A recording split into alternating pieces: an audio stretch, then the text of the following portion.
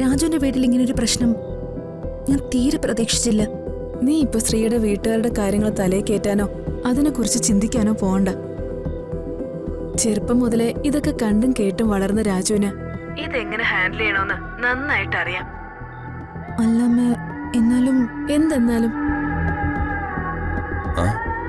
എന്താ ഋതു? ആരാ ഫോണില്? അമ്മേ രാജു, ഞാൻ അമ്മയോട് സംസാരിക്കായിരുന്നു. മോള് ഫോൺ രാജുവിന് കൊടുത്തേ. രാജു. ഹലോ അമ്മ. മോനെ, വീട്ടിൽ നടന്ന സംഭവങ്ങളില് അവൾ ആകെ അസ്വസ്ഥയാ. എനിക്കറിയാമേ, അത് ഞാൻ നോക്കിക്കോളാം. അമ്മ അതോർത്ത് ടെൻഷൻ ആവണ്ട. ശരി, ഞാൻ വിളിക്കാം. ശരി അമ്മേ. ഋതികേ, എന്താ ഇത്? എന്തിനാ ഇങ്ങനെ അനാവശ്യമായ ടെൻഷനൊക്കെ? അല്ല രാജു, രുക്മിണി വേണ്ടാത്ത ഓരോന്നൊക്കെ ചെയ്ത് അതിനി അച്ഛന്റെ കാര്യങ്ങളും കൂടി ബാധിക്കുന്ന എന്റെ പേടി. പിന്നെ രുക്മിണി കൊണ്ടുവന്ന് വെച്ചാ ആ തകിടാണല്ലോ കേരള രാഷ്ട്രീയത്തിന്റെയും നമ്മുടെ ഈ വീടിന്റെയൊക്കെ സമാധാനം തീരുമാനിക്കുന്നത്. ഞാൻ സീരിയസ് ആയിട്ടൊരു കാര്യം പറയുമ്പോ തമാശയായിട്ട് എടുക്കല്ലേ രാജു? പിന്നെ എന്താ ഋതു ഞാൻ ചെയ്യേണ്ടത്? അവരുടെ വീട്ടിൽ നേരെ കയറി ചെന്ന് ഞാൻ വഴക്കിടണോ? അയ്യോ, അങ്ങനല്ല രാജു. ഋതുമോളുടെ മനോവിഷമം എന്താണെന്ന് പറയാതെ തന്നെ എനിക്കറിയാം. ഈ നടക്കുന്ന എല്ലാ കാര്യങ്ങൾക്കും നമ്മൾ പ്രതികരിക്കാൻ പോകരുത്. പ്രതികരിക്കേണ്ട കാര്യങ്ങൾക്ക് മാത്രം എതിരെ നിൽക്കുന്ന ആൾക്ക് നന്നായി മനസ്സിലാകുന്ന രീതിയിൽ പ്രതികരിക്കണം. ചില കാര്യങ്ങള് കണ്ണടച്ച് കണ്ടില്ലെന്ന് നടിക്കണം. ഇതേ എന്റെ പോളിസി അല്ല, ഋതുവിന്റെ അച്ഛന്റെ പോളിസി തന്നെ കേട്ടോ. ഋതു, ഇങ്ങോട്ട് നോക്കിയേ.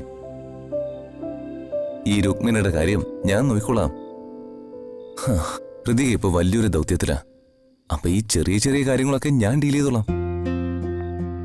ദേ, എന്റെ കുട്ടി വിഷമൊക്കെ മാറ്റി ഈ ബുദ്ധിയിൽ വർമ്മ സാറിനെ കുറിച്ച് മാത്രം ചിന്തിക്കേ.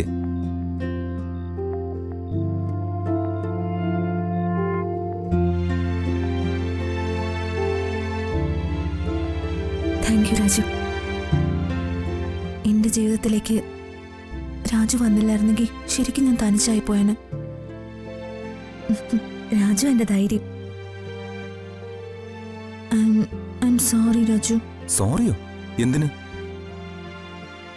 രാജുവിനോട് ഈ കാര്യം സംസാരിക്കുന്നതിന് മുൻപ് ഞാൻ അമ്മയെ വിളിച്ച് സംസാരിക്കേണ്ടിയിരുന്നില്ലല്ലേ? ഹേയ്, അതിനെന്താ?